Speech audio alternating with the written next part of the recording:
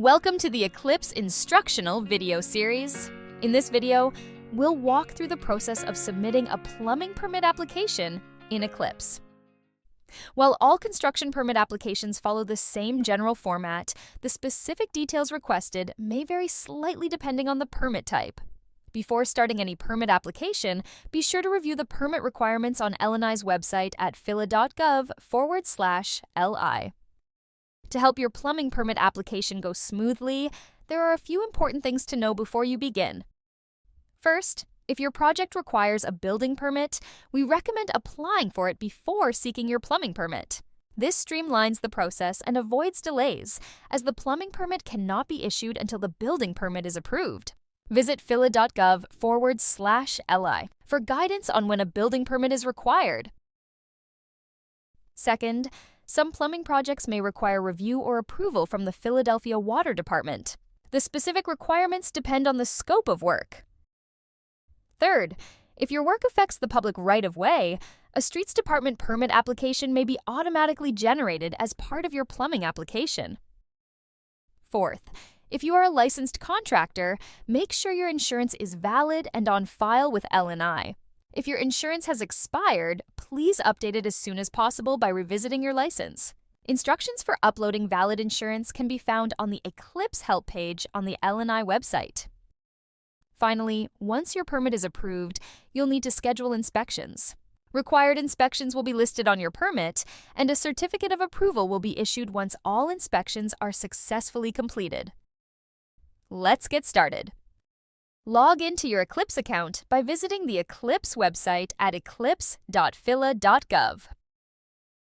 Enter the email address and password associated with your account.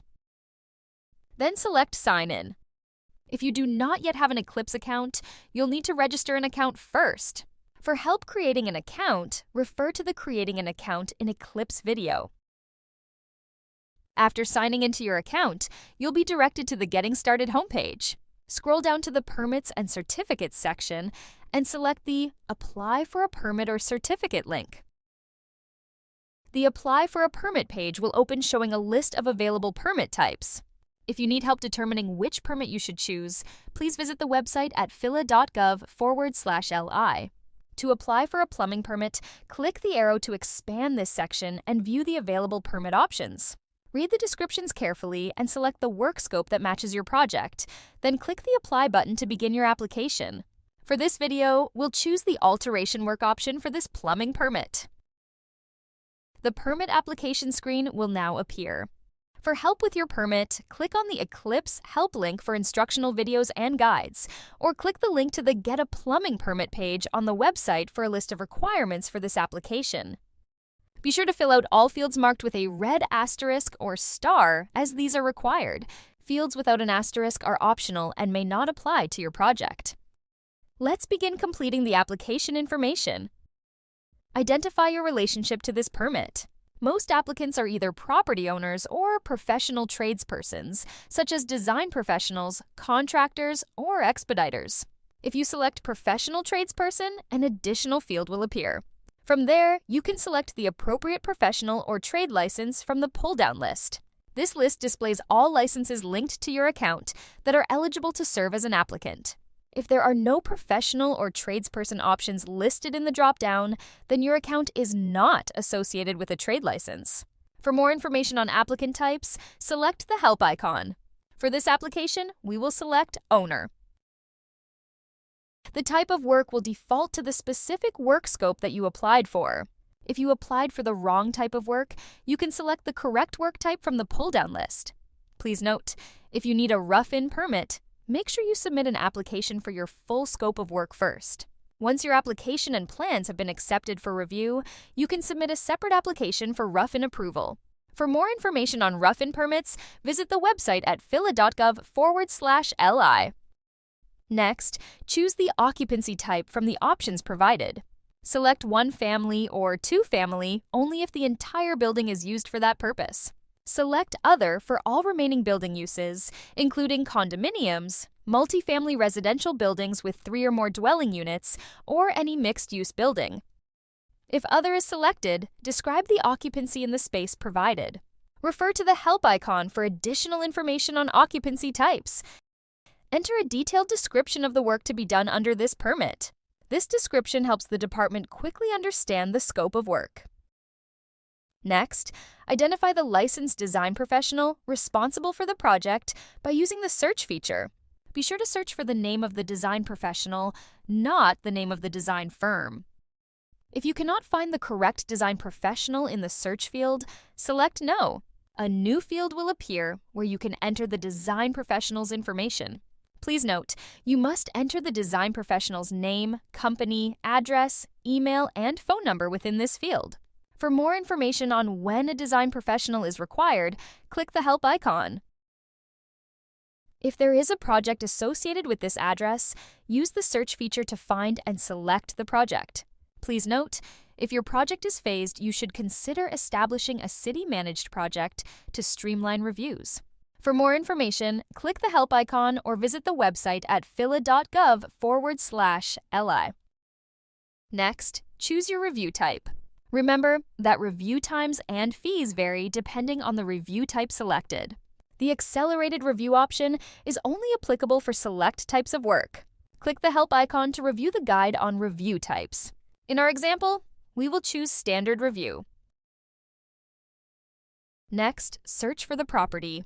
Use the search field to enter the property address, the building identification number, or the OPA account number. Then select the magnifying glass. Once you select the parcel address and click Select, the address will display in the table below. Please note that addresses must be registered with the Office of Property Assessment to appear here, and they may not always match the mailing address.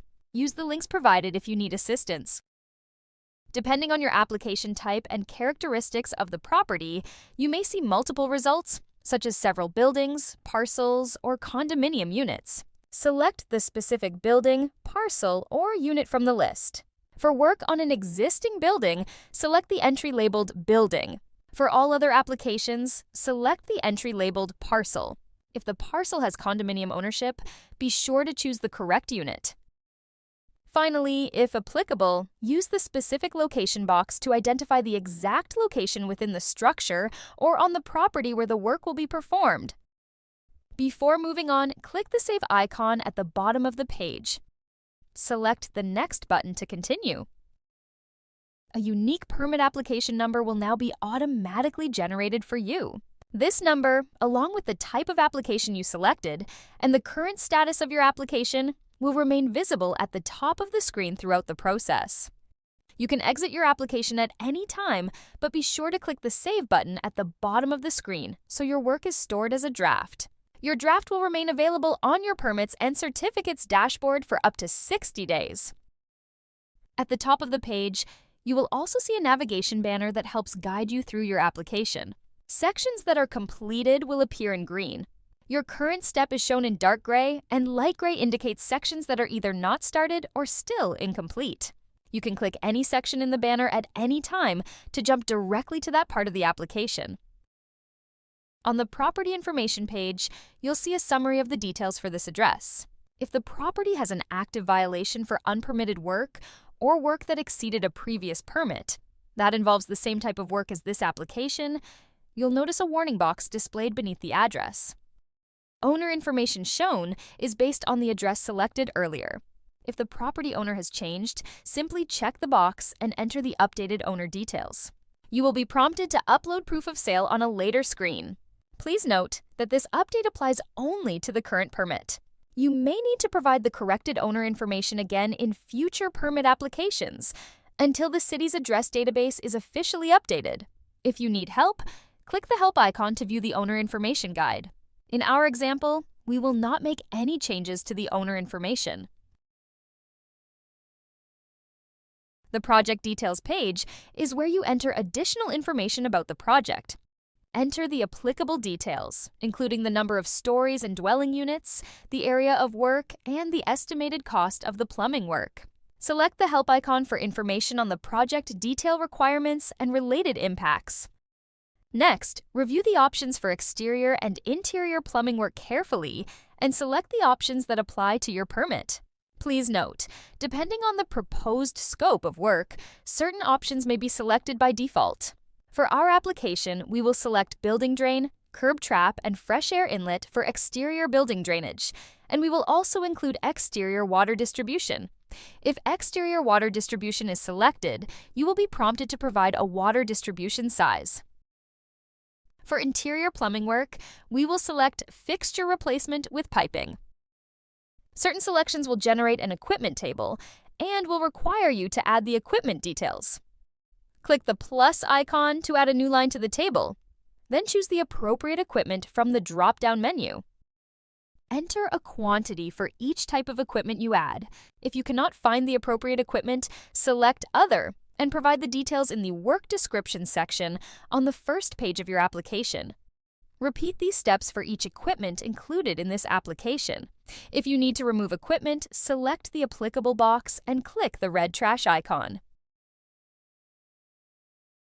In the section called Other, select any additional work that applies to your permit. The next section is for special inspections. The requirement for special inspections is determined by the building code. To find out whether this applies to your project, refer to the help icon or visit the website at phila.gov/li. If you check this box, the special inspection section will appear. Clicking the Add Special Inspection button allows you to select the type of inspection and search for the assigned special inspection agency. Clicking OK will display the selected inspection and agency in the table below. Repeat this process for each type of special inspection required for the permit. If you need to remove a special inspection, select the corresponding box and click the red trash icon. You will also be required to identify the licensed design professional in responsible charge for special inspections. Be sure to search for the name of the design professional and not the name of the design firm. If you can't find the correct design professional in the search, select No. A field will appear where you can enter the design professional's information. Please note you must enter the design professional's name, company, address, email, and phone number in the field provided. In our example, no special inspections are required, so we will leave the box unchecked.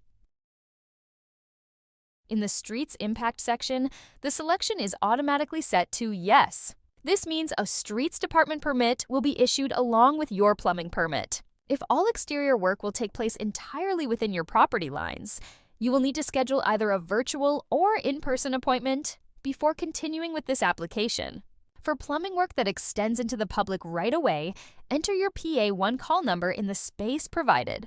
You can find this number on your confirmation ticket or in the email you receive after submitting an 811 utility locate request.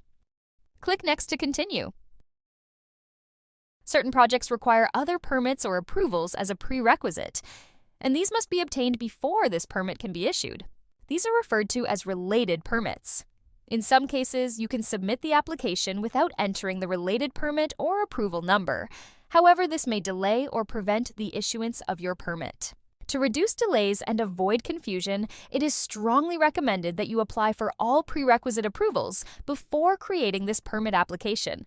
In this example, we will link this permit to a commercial building permit by entering the permit number in the space provided, then clicking the magnifying glass and selecting the permit from the pop-up window.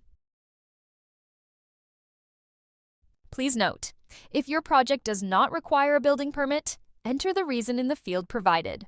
For additional information on related permits, click the Help icon. Next, add the licensed plumbing contractor.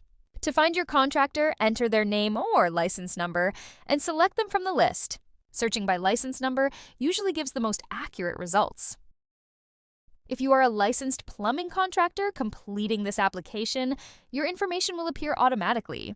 If your license has expired, your name will not appear in the list, and you must renew your license before continuing. If you don't know your contractor yet, you can continue with the application, but the permit cannot be issued until a contractor is identified. If someone other than the contractor is completing the application, the licensed contractor will need to verify the association before the permit can be issued. Once you add a contractor, they'll receive an email prompting them to log into their Eclipse account and confirm their association with this permit. The permit will not be issued until this verification is complete. If you can't find your contractor or need more help, select the help icon for additional guidance. You may also list any additional licensed contractors working under this plumbing permit in the subcontractors field. Click Next to continue. Here is where you will upload your documents. Check the left-hand column to see whether a document is required. Required documents are based on the proposed work and occupancy type selected earlier in your application. If a required document is not uploaded, you will not be able to submit your application and will need to return to this page. Please note that optional documents may still be necessary depending on your project. For a complete list of permit application documents, visit phila.gov/li. Click the Upload Files button to open the file folder on your computer and choose the PDF files you want to upload. Please be sure to upload PDF files that are no larger than 75 megabytes. Once the documents are uploaded, select the document type from the drop-down menu. Items marked with a red asterisk or star are mandatory uploads. If you use the standard file naming convention for your electronic plans, also referred to as e-plans, all sheets within the file will automatically sort based on their name. Visit phila.gov/li for more information on the file naming convention. Error messages will appear at the bottom of the screen to alert you to any errors or incomplete sections that will prevent you from submitting your application. In our example, we attempted to upload a Word document. Since the system requires a PDF, we are prompted to upload the file again in the correct PDF format. Once the issues are corrected, click Next. On the Manage Permit Notifications page, you can adjust email notifications, add additional contacts, or invite co-applicants. The owner, applicant, and contractor associated with this permit will automatically receive email notifications. A valid email address is required to receive updates. Co-applicants have the same level of access to the application as the primary applicant. They can view the status, review and respond to comments, pay fees, submit amendments, and access all permit-related details, including plans and permit documents. To invite a co-applicant, select the Invite Co-applicant button and provide them with the association code. They can enter this code in their Eclipse account to associate with this permit. Please note that each code may only be used once. A permit contact may receive courtesy emails only for major permit milestones, such as when reviews are completed, when the permit is issued, or when inspections are completed. Permit contacts cannot view or edit the permit information, submit responses to comments, or pay fees. To add a permit contact, click the plus sign and complete the information in the pop-up window. To modify an existing contact, select the edit icon and make your changes. If you need to update contacts after the application has been submitted, you can do so from your permit dashboard. For additional information, select the help icons. You must complete all previous steps and correct any error messages before you can proceed to the legal declaration page. Read the text carefully, check the box to confirm, and then select Next. This will bring you to the Submit Application page. This page shows only the application fee. You will pay the remaining balance when the permit is approved. Select the Pay and Submit button to pay for and submit this application. You will then be transferred to the payment gateway. Follow the on-screen instructions to complete your payment. Electronic check, credit card, and debit card are all accepted forms of payment. Please note that surcharges may apply based on the payment type, and rates are subject to change. Once your payment is complete, click the Continue button to return to Eclipse. If you receive error messages or encounter challenges while paying for your application, review the Submit Application Guide. The permit confirmation screen shows when your application has been successfully submitted. But remember, you don't have your permit yet. Your application will now be reviewed by L&I staff. If any required information is missing or incomplete, you'll be notified by email, and the permit will be listed in the Actions Required section of your Permits and Certificates dashboard. To view the permit details and status for this application, go to your Permit and Certificates dashboard and click on the applicable application. Your permit application activities will show the details of your application. Review the page and all tabs for information related to the application and available actions such as submitting additional information, withdrawing your application, or requesting inspections. Be sure to check back often as information may be updated while your application moves through the city's review process. Thanks for watching. For more information, refer to Eclipse how-to guides, Eclipse FAQs, and other useful Eclipse videos at phila.gov/li. And for any general information, you can contact 311.